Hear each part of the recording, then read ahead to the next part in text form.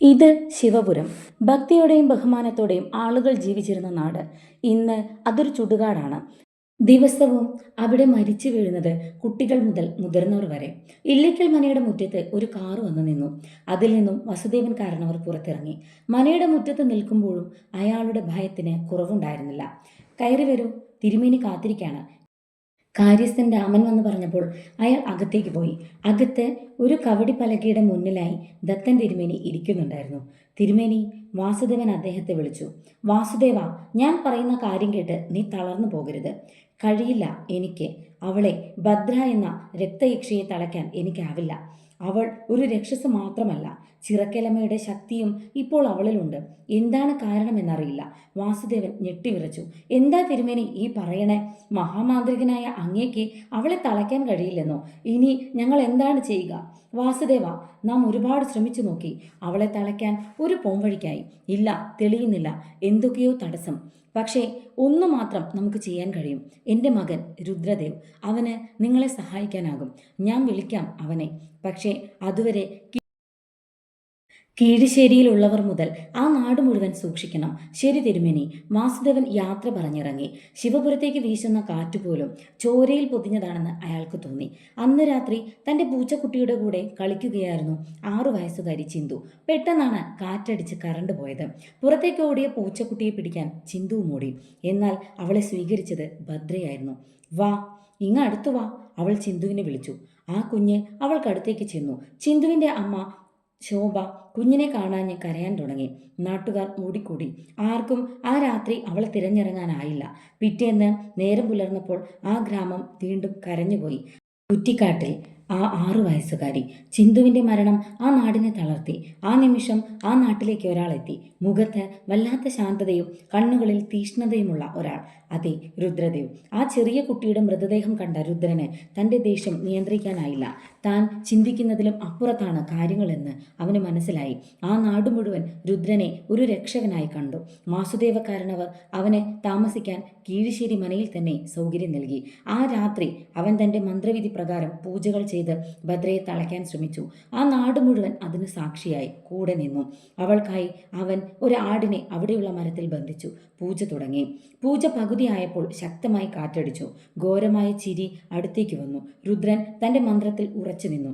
എന്താണ് സംഭവിക്കുന്നതെന്ന് മനസ്സിലാകുന്നതിന് മുൻപ് മന്ത്രതന്ത്രങ്ങളാൽ അവൻ ബന്ധിച്ച ആടിനെ അവൾ കഷ്ണങ്ങളാക്കി രുദ്രന്റെ മന്ത്രക്കളത്തിലേക്ക് ഇട്ടിരുന്നു. രുദ്രൻ ഞെട്ടിപ്പോയി.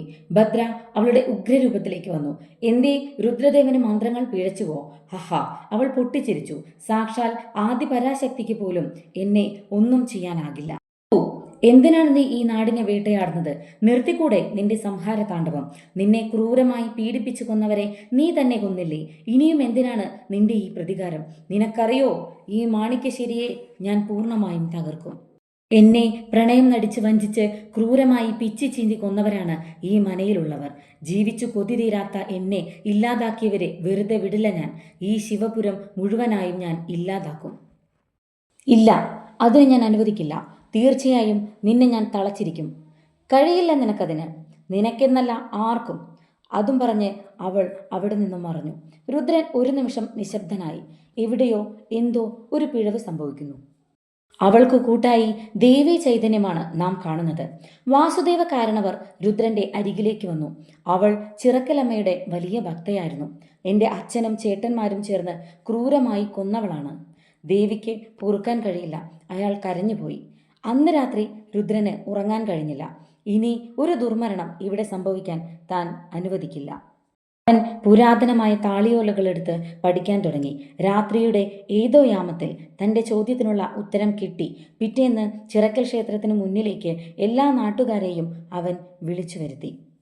ഇനി ഞാൻ പറയാൻ പോകുന്ന കാര്യം എല്ലാവരും ശ്രദ്ധിക്കണം.